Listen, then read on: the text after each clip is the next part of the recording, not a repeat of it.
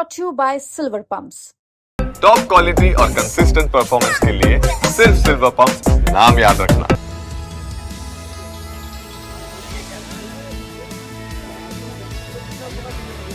हमारे साथ कांग्रेस के प्रदेश अध्यक्ष राजेश राम हैं। राजेश राम जी, जिस तरीके से जाति जनगणना को लेकर के केंद्र सरकार ने ऐलान किया, आज आप लोग जश्न मना रहे थे, दूध से दूधाभिषेक किया गया है राहुल गांधी का, डॉक्टर भीमराव अम्बेडकर का, क्या कहेंगे? देखिए, डॉक्टर भीमराव अम्बेडकर यदि नहीं होते तो शायद लोकतंत्र की परिकल्पना अधूरा होता।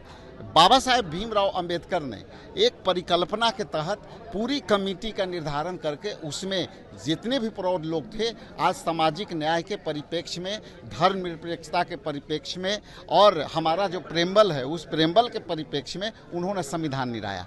तो आज जो सामाजिक न्याय की बात हो रही है, जिसमें जनगणना भी है, संविधान में भी है कि जनगणना का जो है टाइम टू इसलिए होना चाहिए कि हम सामाजिक स्तर पर कितने बदलाव आए, सामाजिक स्तर पर अनटचेबिलिटी पर कितने लोगों को जो है बराबरी का हिस्सा मिला। तो आज जो सामाजिक न्याय की जो बात हुई और राहुल गांधी ने जनगणना का पूरे 2 साल से उन्होंने संघर्ष किया और लोकसभा में जिस तरह से लगातार संघर्ष कर रहे थे कि हम जातीय जनगणना चाहे पक्ष में रहें विपक्ष में रहें करके भी हम लागू करा के रहेंगे और यदि मेरी सत्ता आएगी तो हम तो लागू करवे करेंगे। तो आज राहुल गांधी जी का जो विचारधारा है, राहुल गांधी जी का जो संघर्ष है, वो संघर्ष आज पूर्ण हुआ जातीय जनगणना के। लेकिन सरकार से साथ ही साथ हम लोग आग्रह करते हैं कि आप यदि इसको माने हैं तो कब तक आप इसको लागू करेंगे, कब तक करेंगे, उसकी बजटरी प्रावधान कीजिए ताकि जल्द से जल्द इसका परिणाम आए। अध्यक्ष जी, क्रेडिट लेने की भी होड़ लग गई है, बीजेपी इसे अपनी उपलब्धि बता रही है, जेडीयू अपनी उपलब्धि बता रही है,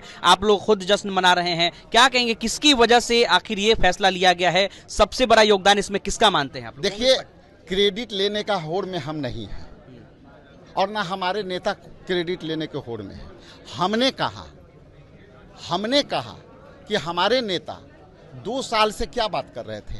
आप सारे विजुअल उठा के देख लीजिए, पूरे देश के मीडिया के विजुअल उठा के देख लीजिए कि हमारे नेता 2 साल से लगातार कह रहे थे, संविधान सम्मेलन कर रहे थे, संविधान की रक्षा की बात कर रहे थे, संविधान में जो है जनगणना की बात कर रहे थे। तो यदि 2 साल का संघर्ष का नतीजा है तो जश्न मनाने का अधिकार भी हमको है, क्योंकि हमारे नेता जिस तरह से लोकसभा में एकदम स्पष्ट शब्दों में कह दिया था कि हम जाति जनगणना हर हाल में करेंगे।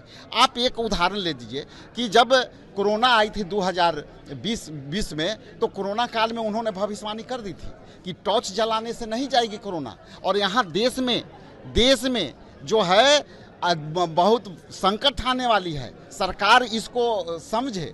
आज देखिए उसके बाद क्या हुआ। तो राहुल गांधी ने एकदम जो है निष्पक्ष तरीका से लोगों को हिस्सेदारी देने की बात की है। सामाजिक न्याय के धारे में एसटी, एससी, ओबीसी और ईडब्ल्यूएस के पूरी भागीदारी जातीय जनगणना से होगी। आखिरी सवाल, एक पोस्टर लगा है, आप लोगों की तरफ से पोस्टर लगाया गया है कि सरकार किसी का हो, सिस्टम गांधी का होगा।